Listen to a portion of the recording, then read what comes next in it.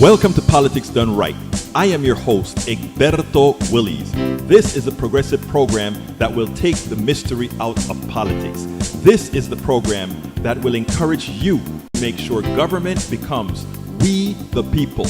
Whether you are liberal, progressive, conservative, or otherwise, you get to air your point of view. We are an independent media outlet that, unlike mainstream media beholden to corporations, we only owe allegiance to you. Remember, you can also send me a tweet at EGBERTOWILLIES. That is at Egberto Willies. Let us engage.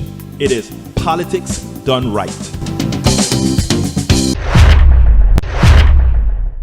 Well, folks, welcome to one more edition of Politics Done Right. I'm Egberto Willies, your host. Thank you so kindly for being a part of the show. We are going to have a great show for you today. As usual, welcome aboard. Michael Rudnan says price gouging. Regulators examine Texas energy market after natural gas prices soar 10,000%. 10,000%. No accident. That is how the market works. It's called a free market. Free for those who have capital. Free for those who screw you who have capital. That's the name of the game. And, you know, and this is not anti-business or anything. This is anti a system that isn't based on your worth, isn't based on your work. It's based on what you inherited, what you stole, that's what it's all about. Anyhow, folks, we're going to have a great show for you today. Welcome aboard to the show. If you're just joining us, I want to ask you to please kindly share. Deborah John from LA, welcome aboard. I need you to share on your wall. I need you to share it on your page. I need you to share on Twitter. That is how we're going to make a difference. That is how we start making the difference. We're going to play a piece by Paul Krugman that really got me excited because I always feel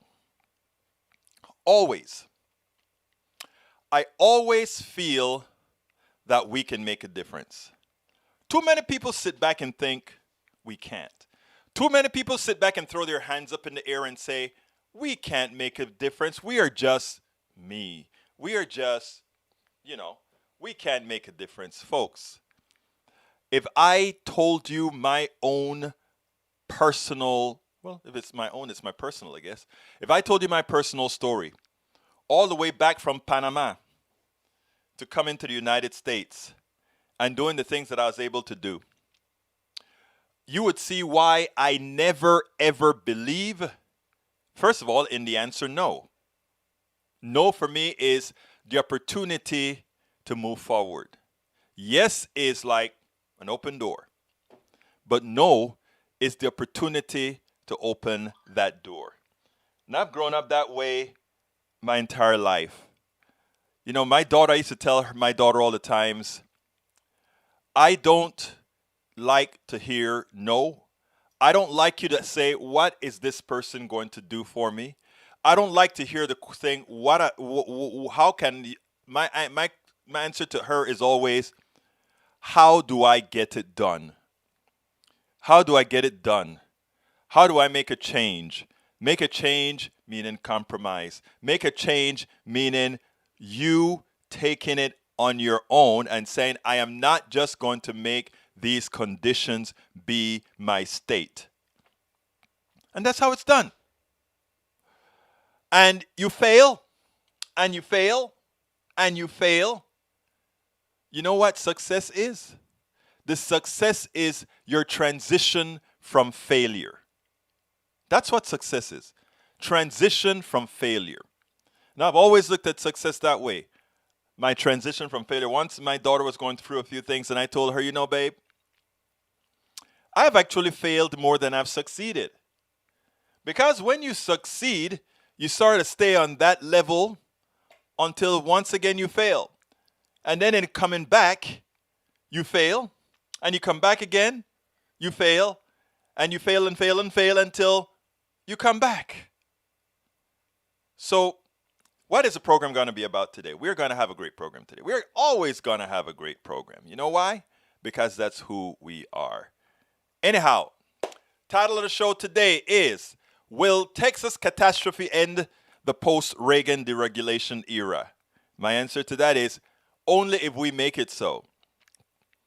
Paul Krugman's is, I don't know, because we've tried all these changes and it haven't occurred, but I don't know. And when I heard that from Paul Krugman, I kind of got a little bit fired up. It's like, no, Paul, you're a very intelligent guy. You know economics. You know all these things. We don't ever say, I don't know. We just go ahead and say, we will make it so. We will make it so. So, will Texas Catastrophe end the post-Reagan deregulation era? We'll make it so. Professor discusses poverty in depth. That's an in-depth interview that I did with this professor. I think you guys are going to like it. But anyhow, let's go ahead and get started with Paul Krugman and some of the commentary that I did thereafter. Will the Texas Catastrophe finally Reagan era? Will we finally end the era of laissez-faire free market economics? Is it really now the time that we see that all these things about somehow the market will take care of things is nothing but a fallacy? There's no market. The market is no God. What we ought to realize right now is that all economies are human-made. And as human-made economies, we can decide how things work. What we've been trying to assert that the market will do something really is nothing more than saying we'll allow those with power to control us all. But let's listen to Krugman, and then we'll take it on the other side, because he said something at the end when we talk about a post-Reagan era that really concerns me. And it's one of the reasons why more than ever, I think, we must ensure that we have independent sources providing us with information other than the cooked data that we hear about all the time. Check this out. Energy deregulation failed in Texas. In it, Paul writes this, quote, "The collapse of the Texas power grid did not just reveal a few shortcomings. It showed the entire philosophy behind the state's energy policy is wrong. It also showed that the state is run by people who will resort to blatant lies rather than to admit their mistakes. Texas is not the only state with a largely deregulated electricity market. It has, however, pushed deregulation further than anyone else." So, Paul, good morning. If we take a step back, in your estimation, how did Texas get here? Oh, what they did was they deregulated, which a lot of states have done to some degree. But the thing that's striking about Texas is that there was no precautionary principle. There were no rules requiring that power producers have some reserve capacity. There were no rules requiring that they make that capacity robust. It's perfectly possible to operate it. There are a lot of states that have freezes all the time. They operate their natural gas pipelines. They operate their power plants. They operate their wind turbines right through those freezes. It's not a hard thing to be prepared for that, but Texas didn't do any of that. They just relied upon the market. The magic of the marketplace was going to make sure that everything was fine. And what we've just seen is that that doesn't happen. That if you cannot count just upon the magic of the free market. It's actually it isn't really a free market, because it takes an enormous amount of effort to create a sort of market there. It just isn't good enough, and the result is a deadly, incredibly destructive disaster. Paul, I wanted to ask you, Mark Lilla a couple of years ago wrote about how we've lived through the FDR dispensation from 32 to 80, the Reagan dispensation from 80 to, when he wrote his book, it was 2017. He suspected it was coming to an end. I'm wondering whether Texas isn't a bookend of sorts to Reaganism, 40 years later, the excesses of Reaganism, and if that doesn't bring us we're already moving possibly into a new era, that sort of a post-Reagan era. Well, I have stopped believing that I really understand where U.S. politics is going. And there have been so many catastrophes. I mean, you would have thought that the California electricity crisis, which was even more outrageous because it was outright market manipulation, and that was in 2000, 2001, that would have put a bookend to this fixation on deregulation. You would have thought that the financial crisis, with runaway banks and runaway financial contracts that nobody understood, that basically brought the world economy to its knees, brought us down. So I'm giving up assuming that just because events happen. And look, if you look at the people running Texas, they took a look at what was obviously a failure of their free market policies and said the Green New Deal did it. Larry Kudlow went on TV the other day and said this is Joe Biden's fault. So how am I supposed to believe that just because the facts say that this was a terrible mistake, that the political system is actually going to learn anything from it? Now we spend a lot of time trying to.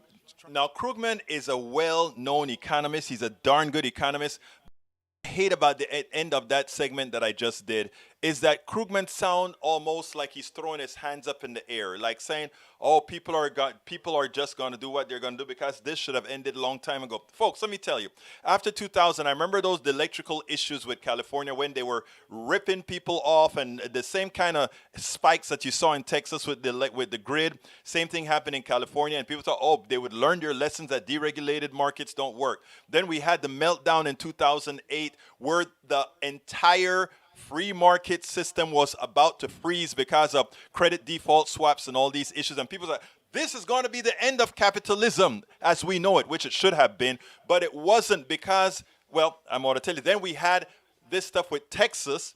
And Texas, since it's so fresh, we can understand exactly why Krugman said what he said. Because, things seem to not change. They don't change because those are who have the real message, those of us who are willing to tell the truth, many times too often throw our hands up in the air and say it is too difficult to try to convince all those people out there that they're being lied to, and the lies that the other guys are such blatant liars that they will be able to convince people of. After 2008, the plutocracy was fearful that this was going to be the end of capitalism as we know it. It was going to be now going forward a very regulated type of economy, which it should be based on those instruments that's nothing more than regulated, or rather nothing more than legalized gambling. They thought it was the end. But what they did is they had a concerted effort to reverse the blame. The blame was now on the people they hurt. The blame after 2008 became credit default swap because people who couldn't afford homes were purchasing homes and the government allowed them to do it. It wasn't that these guys were crooks. It was somehow we, the people, decided to buy homes we couldn't afford, and the government forced them to give us. It was a complete lie, but people believed it. The same thing is happening here in Texas. Texas free market with their energy completely failed, collapsed. And what's the first thing that the governor does? Green New Deal, Green New Deal. And he put that message out so quickly. He put that message out faster than we were able to put out the message that said, hey, deregulation failed. Not doing your job failed. They were ahead of the game in saying it was the Green New Deal that caused the problem. They were ahead of the game in, as the guy said, it was Joe Biden who created this problem. What this shows you, it's messaging. It's getting ahead. It's not ever giving up. It's having faith that you can get into the messaging fight and then use reality to tell the truth. Our problem is that the first time something goes wrong and the other side lies with impunity, we decide to say, okay, people gonna believe them. Let's just go in. Folks, independent media. This is why we're needed. Progressive media. This is why we need it. This is the reason why we have to be in the game. Krugman, I love Krugman. But the end of that segment where he says, I've given up deciding what the political system is going to do. You don't give up what the political system is going to do.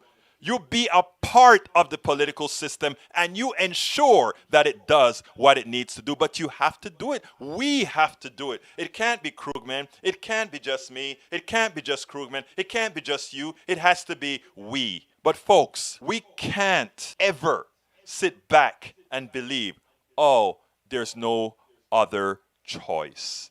Let's get into the game. We'll win some, we'll lose a few. We'll win most, we'll lose a few. But we stay in the game and we fight with resolve. And we are the truthful ones. And we always permanently called out the lies. The reason I'm not dropping the Texas grid is because these guys screwed up, and we ought to keep it in the minds of people and not let them redefine the message. Every day, They screwed up Texas. The Texas catastrophe was caused by the way Republicans run the government. The Texas healthcare catastrophe was caused by the way Republicans ran the state. The COVID catastrophe was formed by the way they ran the system. It was they who did it. And that's the message we all must take.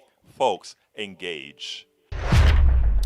Folks, engage. What we need is we need to make sure that we don't fall for the bullies, that we don't fall for those who, Ted Cruz, when he came back, he said, I made a mistake. He said that here on Houston TV. Then he goes on to Fox News and he says, I don't know, these people are acting so foolish because I wanted to take my kids to the beach. Huh? The gall of these people, and that's what I'm saying. We don't ever let people forget. Now, Eric says, quick pointing fingers and give solutions. We have solutions. The solution is engage and say what we want. And you know what we want? What's in that Green New Deal? You know what we want? What's inside of a lot of what's inside of Biden's proposals right now. Those are things that came from us. Those are solutions. For all of these problems that we're talking about, we have solutions. We just have not been able to implement them because the current government has been stopping them. Giving all our people health care, we have solutions. We just have to get them passed by insisting that they don't fall for the oh, that costs too much, or oh, we can't afford it. That isn't the solution. If somebody tells you that in a man-made economy where people are not all working, where there is a whole lot of things that we can produce, if somebody tells you we don't have the money for it and you believe them, then it means we need to teach economics to every single American person. Why?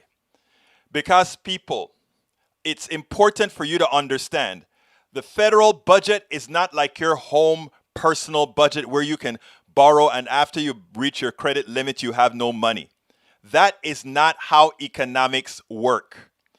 Eric says, nope, not at all. And remember that if you take away fossil fuels, schools and jobs and lives are destroyed. What? Okay. I think you need to analyze that. Nobody wants to take away fossil fuels before we have a replacement for fossil fuels. The problem is today, and I need to express this to a lot of people. The problem today isn't that we are trying to get rid of fossil fuels to hurt people.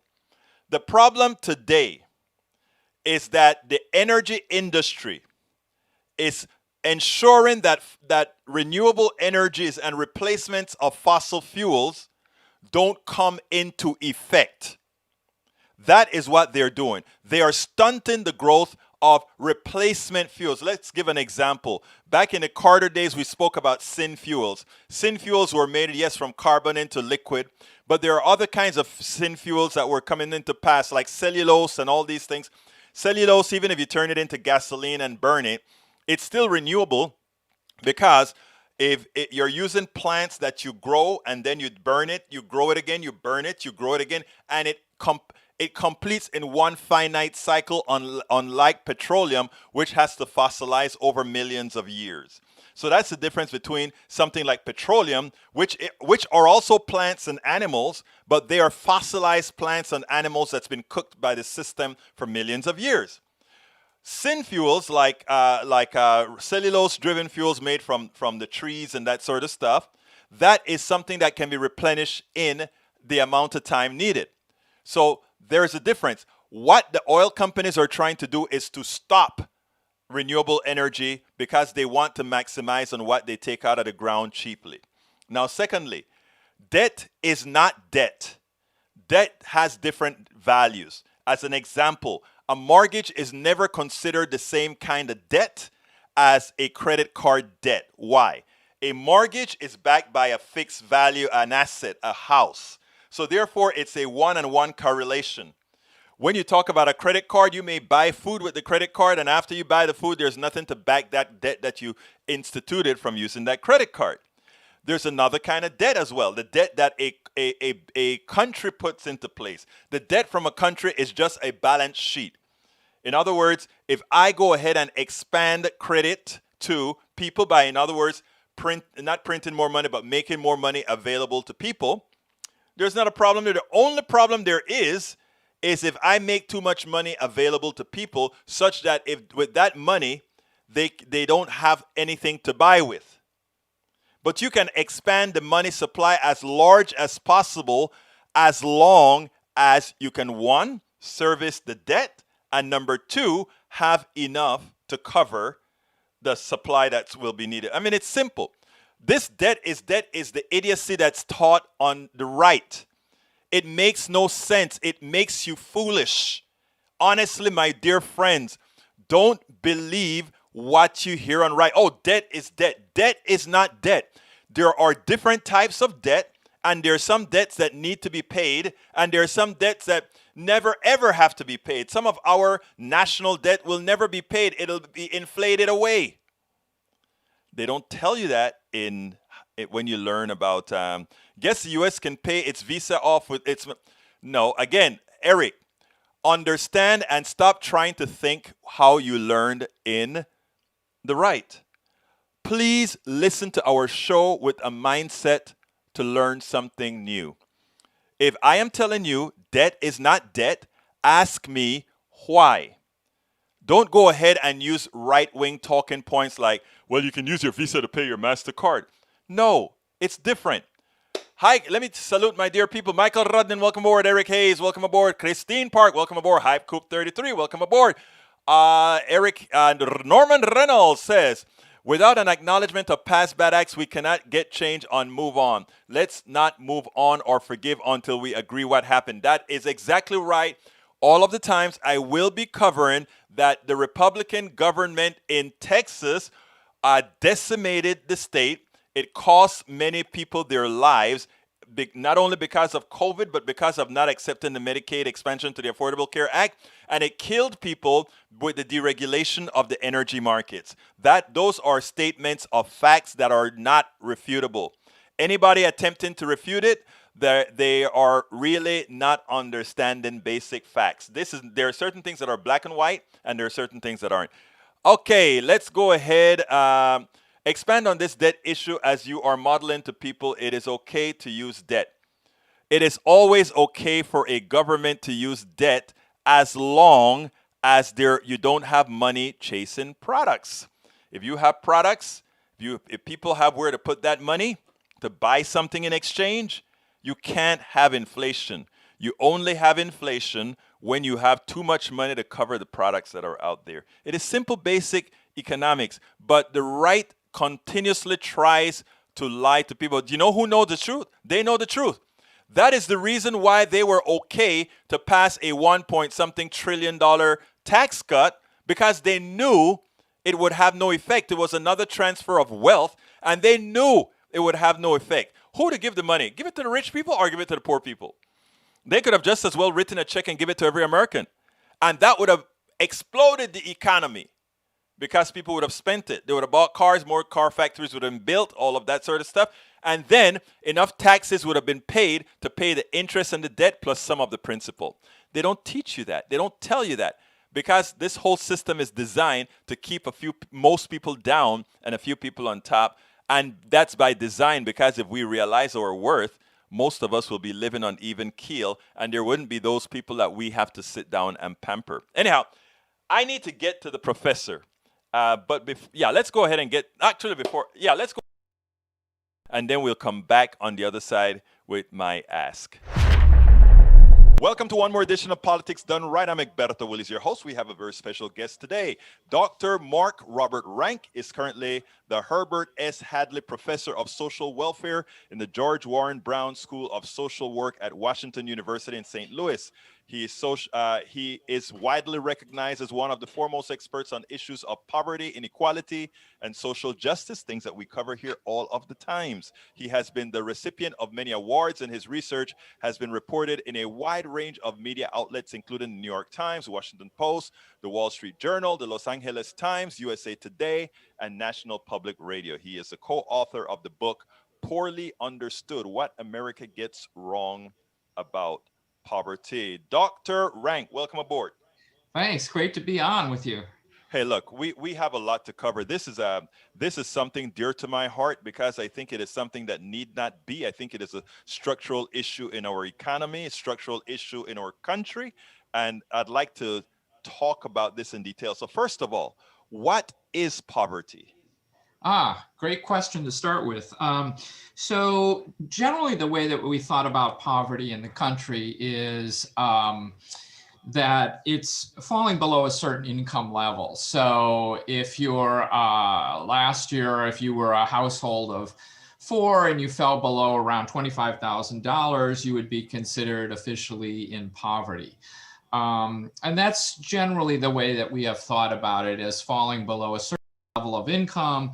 And the result of that is that you really don't have the money to buy the needed resources to have a decent life. That is interesting because it's amazing that the number you said was about $25,000 for a family of 4. I don't know where you live. Well, we're in cities, so I guess we live a different existence than others around the country. Now, what is the reason that you would? Why is there poverty in a country that is so rich?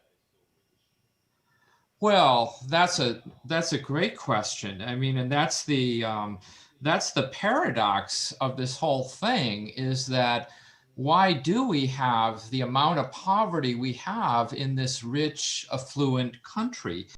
And basically the argument that we make is one of the reasons is we have completely misunderstood this entire issue. The way that we have viewed poverty in the United States is generally as an individual failing. That is, people aren't working hard enough, they haven't gotten enough skills, they've made bad decisions in their lives, and so on and so forth. That these are the reasons for poverty is the way that we often think about it. And the argument that we make in the book is that actually poverty is a structural problem, and that is, there simply aren't enough jobs that pay a livable wage for folks to survive on. We don't have policies that protect folks from falling into poverty. And so an easy way to think about this as a structural problem is to compare the United States with other countries. And we are at the very high end in terms of both poverty and inequality. And the reason for that doesn't have to do with people not working hard. It has to do with the kinds of policies and programs that we have in place that do or do not protect folks from falling into poverty. Now, let me ask you a question. This one, this may be a bit, I hope I ask it the way you can answer it. Okay. An economic system is human-made. And an economic system assigns values to the work people do. How would a dishwasher, why is a dishwasher in poverty, somebody that's doing work that's needed, and a stockbroker never is, someone that just pushes paper and do much less work? Well, I think that that's fundamentally wrong. And I think if you work, no matter what job you work at in this country, you shouldn't be in poverty. And I think that, President Biden has said a similar kind of thing, that if you work full time, there's no reason why you should fall into poverty. And so, what we need to think about is, again, this is a structural problem. The person that's working at that low wage job is working awfully hard, but they're just not able to get out of poverty because of the nature of work.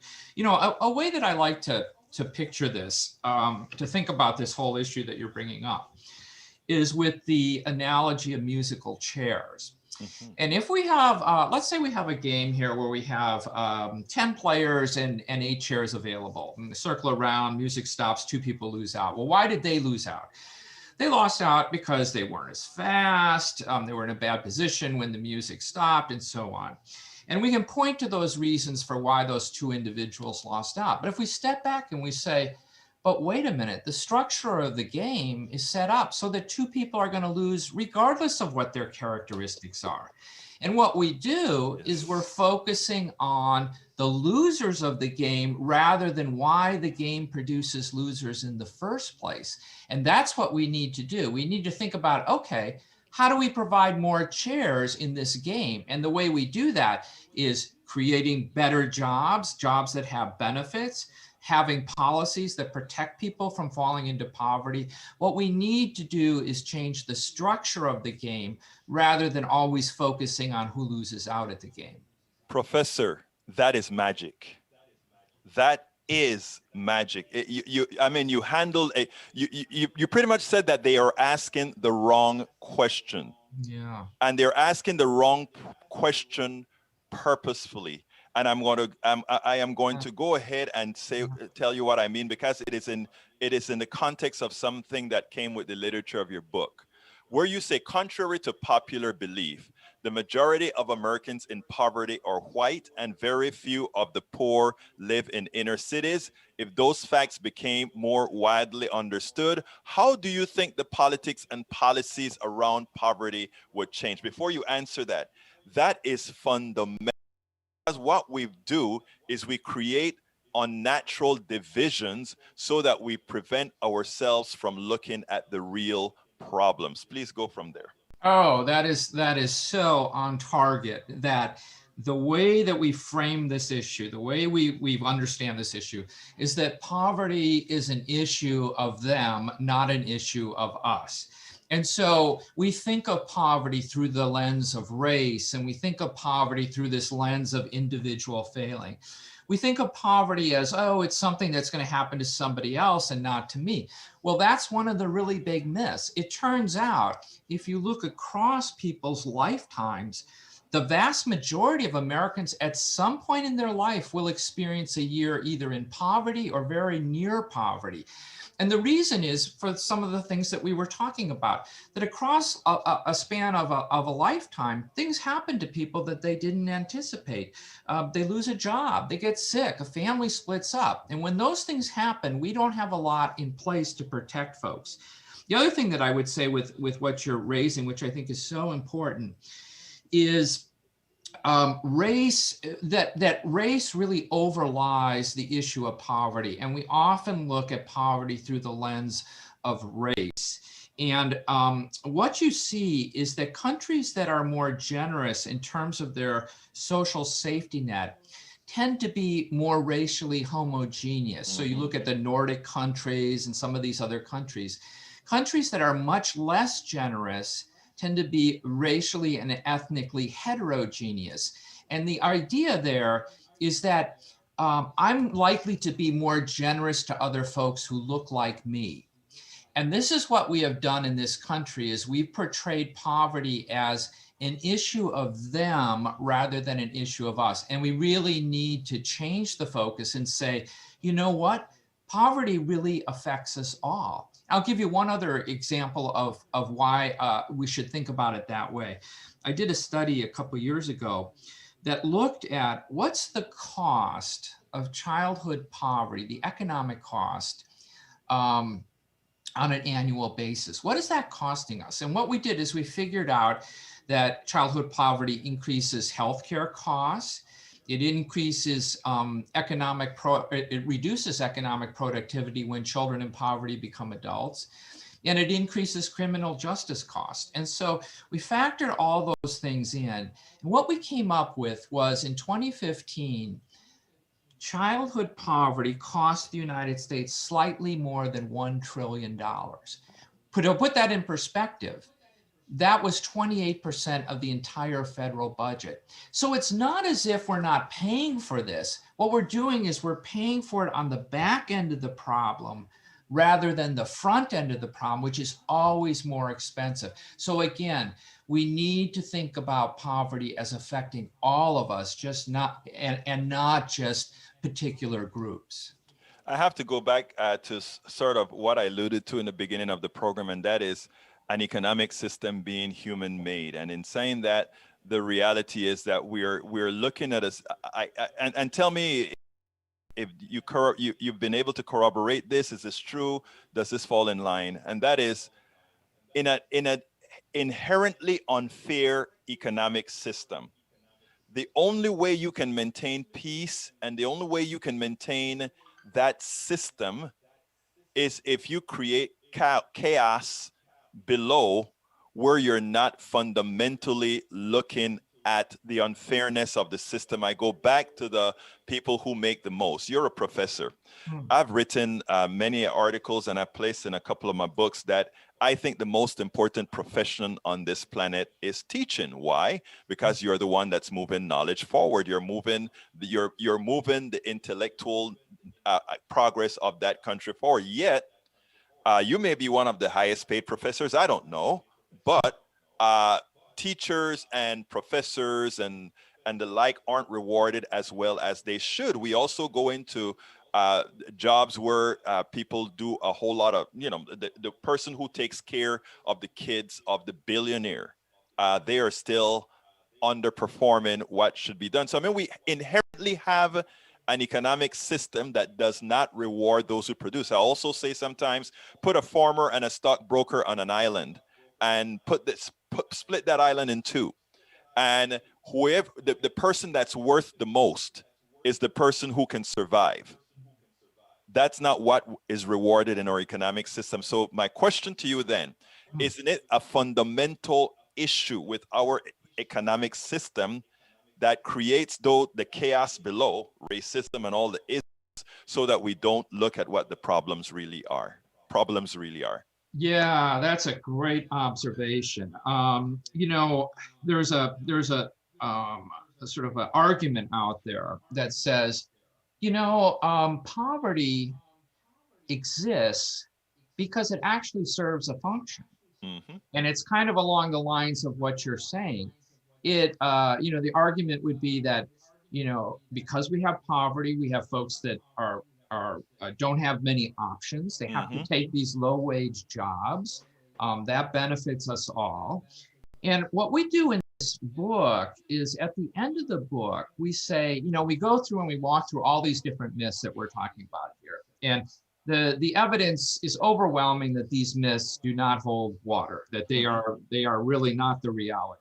So then the question is, well, why do these myths continue? Why do we continue to sort of have this perspective of poverty as, individual failing and so on?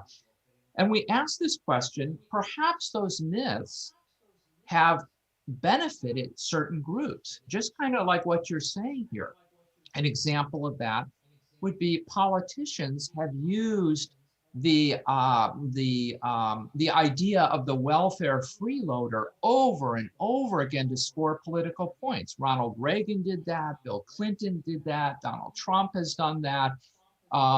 It serves somebody purpose. It also, to get to kind of what you're bringing up here, is if we say, well, it's really your fault, then that really serves the purpose of the status quo, which is more and more inequality. So those at the top can say, hey, it's not my responsibility. That's too bad, but really nothing needs to change. Well, that's a very convenient kind of way of thinking about it. And what we argue is that is completely wrong, that because this is a structural problem, because this is a problem with the economic structure, that we all have a responsibility here in order to address this issue.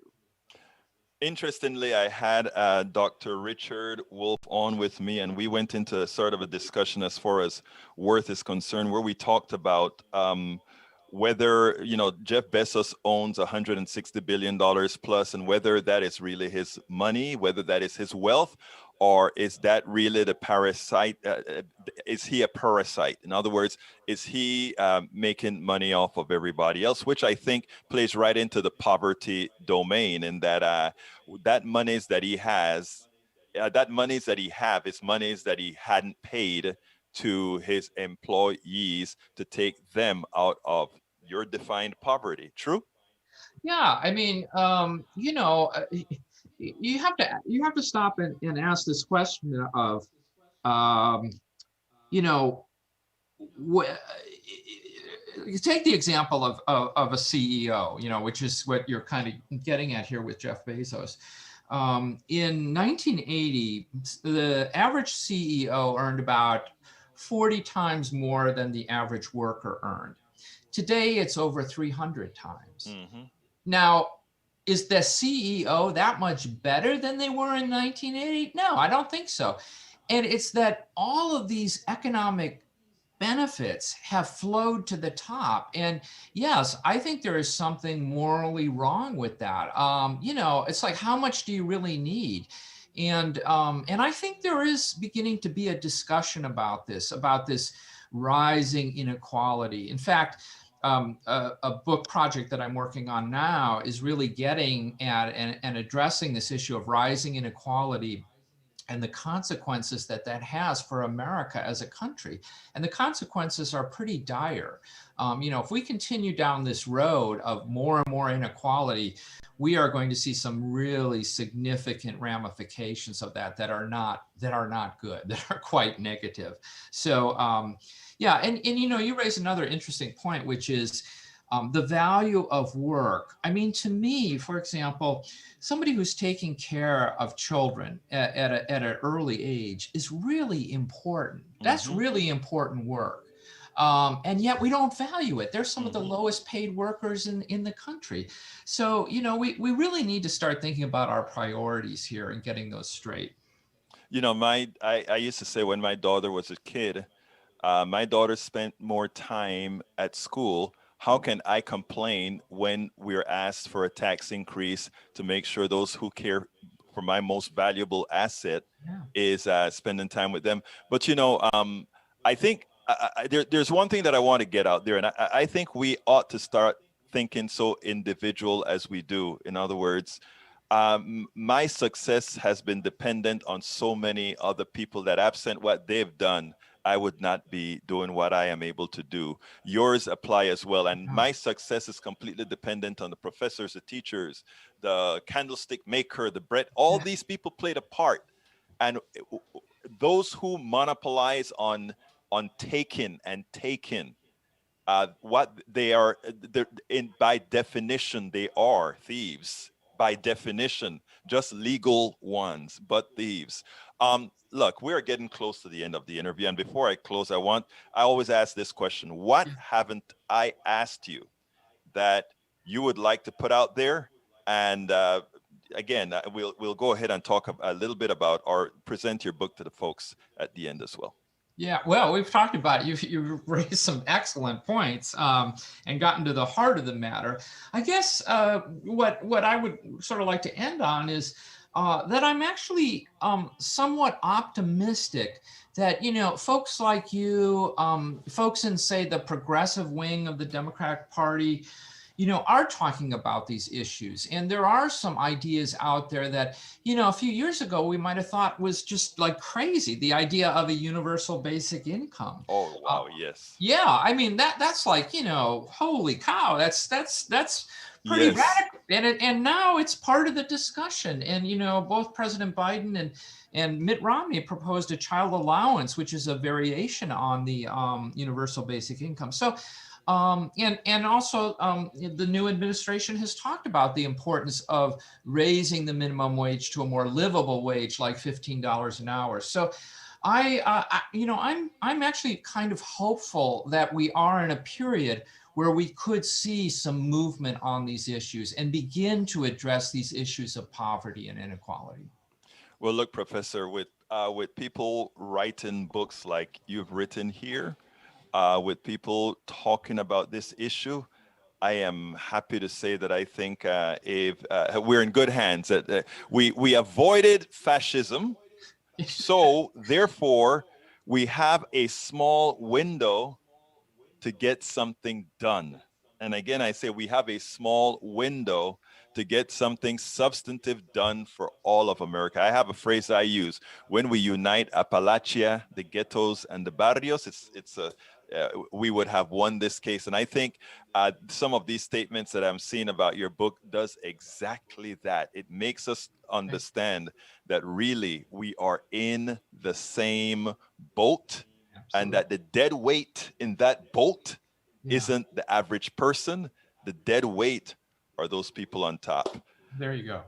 Dr. Mark Robert Rank, co-author of the book, Poorly Understood: What America Gets Wrong About Poverty. People, let me tell you something. What we're going to do to win this battle, this war, is to get ourselves educated. When you have great guys like Dr. Mark Robert Rank putting books out like this, get it, because this is how we win the war. Dr. Mark Robert Rank, thank you so kindly for having been on Politics Done Right. Oh, it's been a pleasure, and keep up your great work. Thank you. I hope you enjoyed that. Anyhow, before I answer all the questions, I have to do my real quick ask. Folks, please help us keep progressive radio, independent media, independent writing, independent, all these things. Please help us keep this stuff here. Go ahead and support us by clicking on that join button. If you are on YouTube right now, please click the join button and become a part of our PDR posse. We have all kind of options that you can choose from as far as how you want to support, including one that says you can have all our books going forward. Folks, please support us by clicking that join button. If you join right now, I'll be more than happy to throw that up on the screen. If you're not on YouTube, you can still join the PDR posse by going to politicsdoneright.com/YouTube. That is politicsdoneright.com/YouTube. Alternatively, you can support us via Patreon. Patreon is at politicsdoneright.com/Patreon. Patreon is spelled Patreon. Patreon. Or you can support us via PayPal. That is politicsdoneright.com/PayPal. Folks, you can also go to our store, politicsdoneright.com/store, to get our book. It's worth it. How to talk to your right-wing relatives, friends, and neighbors. That's this book right here. Or you can actually get As I See It, Class Warfare, The Only Resort to Right-Wing Doom, and a few other books that I have there. Because, folks, we have to do this ourselves. We have to do this ourselves. If you want to go ahead and get our book at Amazon, if you don't want to go to our store but want to go to Amazon, just go ahead and click on that link that I've just put in there for Amazon. Anyhow, folks, let me go ahead and answer. First, let me salute the new people. Eric Hayes, welcome aboard. Insulin, going up. Christine Park. Norman Reynolds, welcome aboard. Michael Rudnin. Let's see who else is here. Para ver. Christine Park. I'm scrolling up. Lawrence Sims, welcome aboard. I think from ATL, right? Lawrence Sims. Let's see who else is here. I'm scrolling. A lot of messages. Okay, let's see. Haiku33. Haiku333. Denny. Welcome aboard as well. Let's see. I'm going. Anyhow, folks, I love you all. Thank you for being here. Please remember to share, and what again? Share. Linda E., welcome aboard. AVQ, welcome aboard. Nanette Bird Smith, welcome aboard. Deb Denny, welcome aboard. And I think, let me go down. Nanette Bird Smith, I think I got you. Going right back down to the bottom. And Christine Park says, I guess if I'm going to keep saying that, it should learn how to spell irreversible. Jorge González. Yo, Jorge González. Gracias por estar aquí con nosotros. Vamos a tener un buen tiempo aquí en Politics Done Right. Anyhow, folks, Eric said something to the effect about makers and takers or something like that. You see how the right wing really messes with people? You get on the freeway every day, and all you see is traffic jam, cars, people are working, people are going to work. They're working. The vast majority of Americans are not asking for a handout. They're working for pennies. They're working to make a very few people very wealthy. Most Americans want to go out there and work. Americans are not a lazy people. The only reason that message gets out there is anytime Americans are asked, anytime we asked the government to say, let's make the lives of Americans easier. They put out these messages and they show you a few people that are freeloaders. And they try to project that onto a whole lot of Americans. Get out to the bus stop. In every neighborhood, ghettos, barrios, Appalachia, anywhere. You see people going to work, working at menial jobs. They're going to work. Americans work hard. Don't let them fool you into believing they're takers and makers. The takers in this country are the people on the top. Jeff Bezos is a taker, not a maker. Jeff Bezos makes nothing. Everything sold on Amazon is the intellect of somebody else. It's the engineering from somebody else. It's the work of others. Jeff Bezos is one of the biggest takers in this country because he makes a piece of the action of everybody else that is out there sweating and working. But you have been taught not to see the truth. The truth is staring you in your face that Jeff Bezos and all the millionaires out there are nothing but takers. It's in your face. You can see it. You can say, what did you do today? What did this person do today? What did this other person, welcome aboard, Paul Grieve. What did this person do? And you realize that all the people that are working today are not the takers. Even though some people that are sitting down at home are functionally making this economy flow, turn. You buy into the fallacy that they're takers and makers and who the makers really are. And if you don't get it right, you continue your indentured servitude. You continued your indentured servitude and path to slavery. Think about that. These guys make nothing. They never did. The same idea that Jeff Bezos had when he came out with one click. Egberto Willis, I tried to I don't believe in patenting software. I tried to develop a product with one click back in the 1980s. Late 80s, early 90s, I think it was, early 90s. And then when we did a patent search, Jeff Bezos patented one click. You know how many people in this world thought about one click? There's nothing special about it. But he used our economic system to monopolize on something. I explain patents in this book as I see it. Class warfare, the only resort to right-wing doom. Why did I put that in there? Because you don't understand the corrosive nature of patents. You don't understand the corrosive nature of many of our structures that empowers a few and penalize those who actually work. So I want everybody to do this for one sake. For everybody that you look up to as a wealthy person that you think are deserving, I want you to think about this, people. I beg you, I implore on you. Think about every rich person that you know. Ask, how did they become rich? What labor, physical or mental, did they do to generate what product makes them rich, of what they're profiting from? And what you're going to immediately realize is that most of the work in this country is done by the peons. All of us do the work. And somebody else gets the spoils of our labor, of our intellect, of our engineering. You know, I used to work for NASA.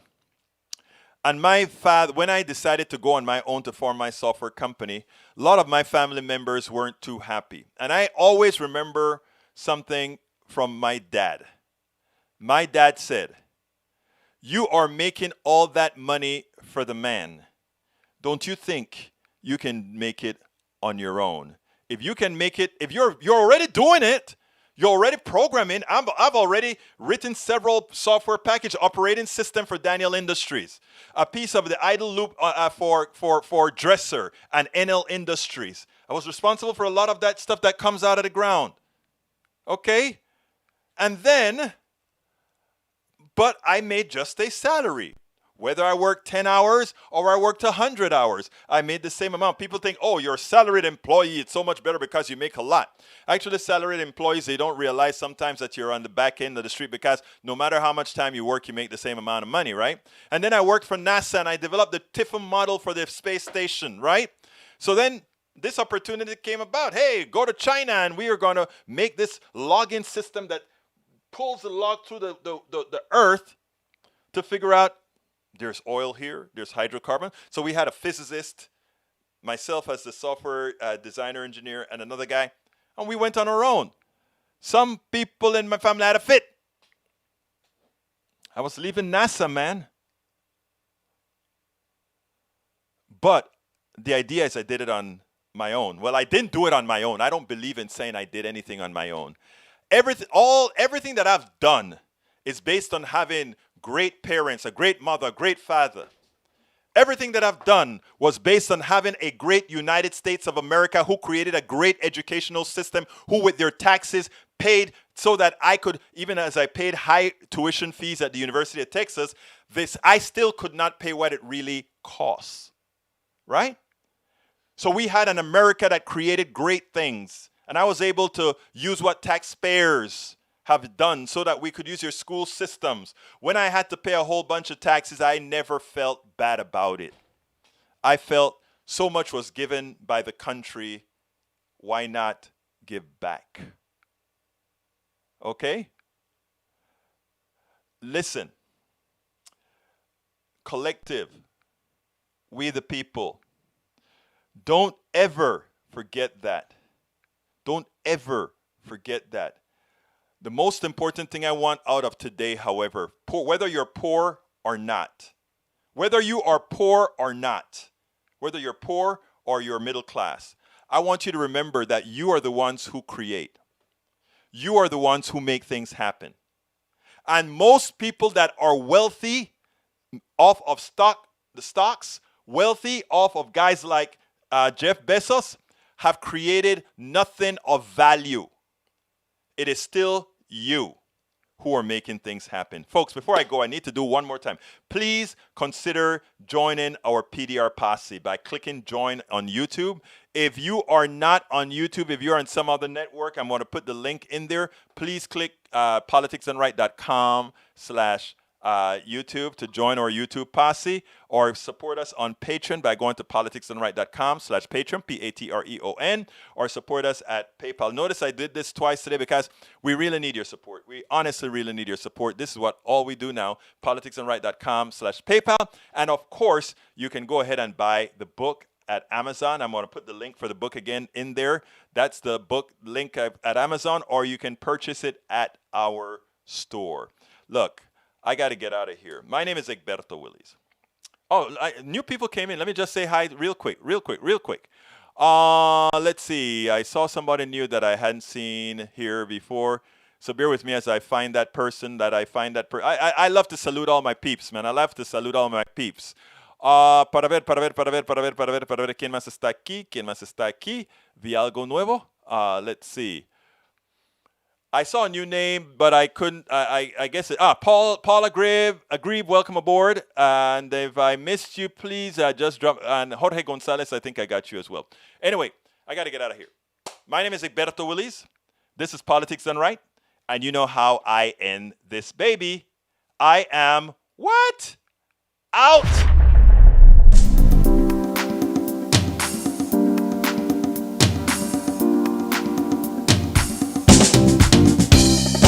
Welcome to Politics Done Right. I am your host, Egberto Willies. This is a progressive program that will take the mystery out of politics.